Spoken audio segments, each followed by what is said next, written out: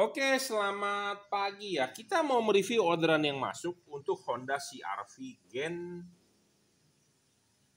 2 ya. Jadi ini foto depan mobilnya, ini diorder melalui Shopee tahun 2005 ya. Tipenya adalah H4 dan ini belum versi facelift ya. Diorder tipe H4 JL45 untuk CR-V Gen 2. Untuk Anda yang sudah order, kirimkan foto depan mobilnya ya. Tujuannya apa? Supaya kita bisa setting dan kita bisa kalibrasi semaksimal mungkin. Ya, apa yang dikalibrasi nanti kita akan bahas ya. Nah, ini kita perkenalkan dulu, ini adalah produk dari Juragan Lampu ya, Jungki Wenas. Tipe LED ini adalah H4 JL45. Ini adalah produk terbaik yang kita punya. Ya, dia tanpa driver, driverless, tinggal colok soket ya, kabel sudah dirajut oleh nilon.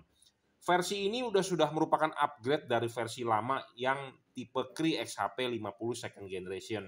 Apa yang di-upgrade adalah chipnya. Untuk bagian low beam kita ganti menggunakan chip otomotif. Tujuannya apa? Kita mengejar cut off dan anatomi 1:1 dengan halogen. Ya. Wattnya di-upgrade, drivernya menjadi 45 watt, yang versi dulu 30 watt, jadi naik 50%. Ya, jadi lebih terang. Bodi material baru untuk lebih cepat melepas panas. Yang dulu adalah warnanya abu-abu, ya sekarang versi upgrade jadi menggunakan hybrid chip antara bagian low beam dengan high beam. Yang high beam kita tetap pertahankan XHP 50 second generation. Ya, 5500 Kelvin jadi masih tembus hujan ya LED ini. Ini untuk bagian lampu low beamnya dan ini untuk high beamnya ya. 45 watt dan dia real. Kenapa sih saya tidak mau menjual atau bukan banyak mempromosikan LED yang wattnya lebih besar? Memang watt lebih besar makin terang, tetapi resikonya adalah makin cepat rusak, umur makin pendek. Anda boleh percaya omongan saya, Anda tidak percaya juga nggak masalah. Yang penting pedagang mah udah dapat duit. Yang penting udah dapat duit ya, kalau rusak ya urusan Anda kan nanti seperti itu. Ya, saya lebih menyarankan Anda belilah LED yang wattnya di bawah 55. Ya, kenapa? Saya sendiri pemakai, saya sendiri punya mobil, saya sendiri juga pakai. Ya, kita pakai sendiri wattnya besar. Memang terang di awalnya saja. Ya, awalnya saja terang, tetapi kebanyakan Anda setelah pakai 1-2 bulan dia meredup. Kenapa? Karena umurnya pendek.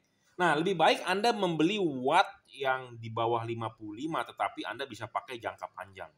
Ya, Anda boleh percaya omongan saya, Anda tidak percaya juga nggak masalah karena uang Anda. Ya, tetapi kalau Anda mau bisa beli LED yang bisa lifetime-nya tinggi, ya ini, ya. Oke. Tanpa driver, dia driverless, jadi tanpa drivernya di dalam. Ini LED bisa adjustable jam 11, 11.30, 11.45 dan jam 12. Bayangan gelap bisa digeser karena ini bisa adjustable. Ya, tidak storing, tidak mengganggu radio mobil Anda, tidak mengganggu kerja elektronik mobil Anda. LED ini real 45 watt, tidak ngedrop. Ya, tidak storing. Sekali lagi saya ulang, penting karena namanya mobil Honda itu sensitif sama yang namanya kelistrikan. Oke, kita mengejar anatomi 1:1 dengan halogen. Ini adalah halogen H4 mobil Anda yang kita pecahkan. Anda lihat filamen bagian lampu dekat itu adalah memanjang. Nah, makanya kita ganti chipnya menggunakan chip yang memanjang bukan melebar. Ya, LED ini memiliki payung. Payung ini adalah anatominya 1:1 dengan halogen. Ya, banyak LED H4 di pasaran anatominya tidak 1:1. Kenapa? Karena biasanya merupakan daging lebih dari bodi aluminiumnya, payungnya. Nah, yang seperti itu tidak bisa disetting, tidak bisa dikalibrasi. Sedangkan kalau ini kita bisa buka.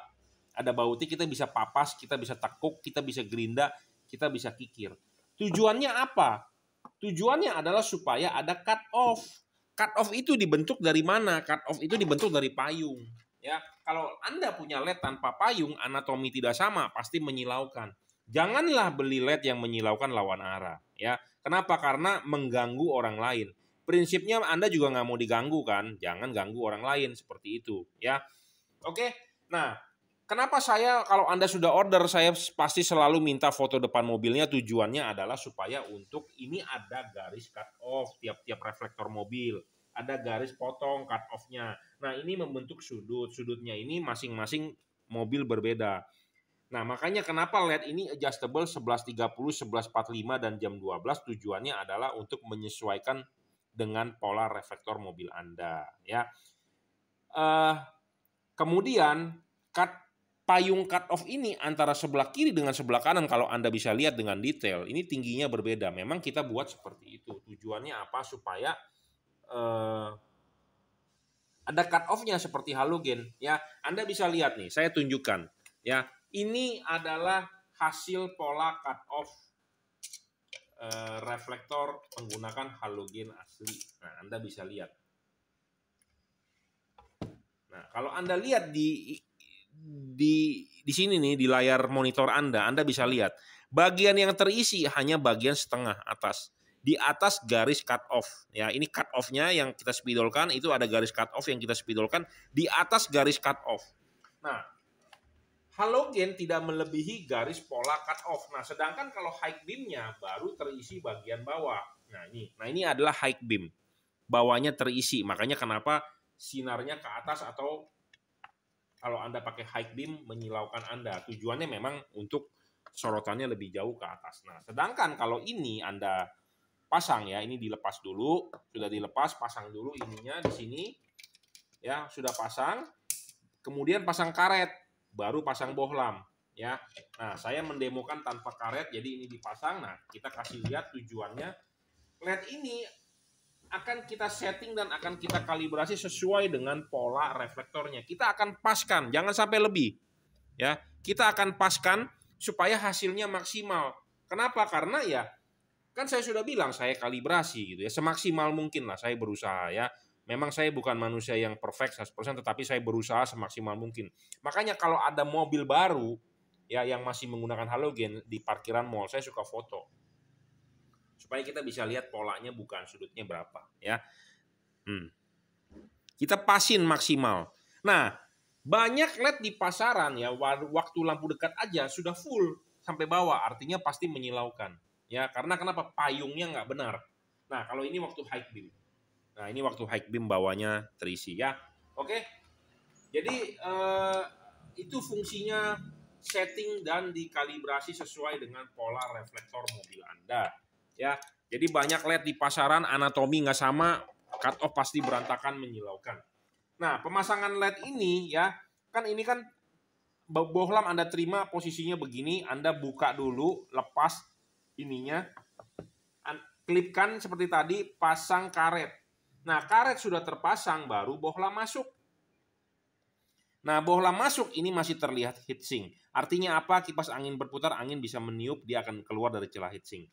Banyak sekali ya LED di pasaran tanpa heatsink, artinya akan langsung terbungkus oleh karet. Jadi kipas angin berputar, angin tidak bisa meniup. Nah, itu artinya tidak ada pendinginan. Kalau tidak ada pendinginan, artinya LED tersebut gampang rusak atau tewas, ya, seperti itu.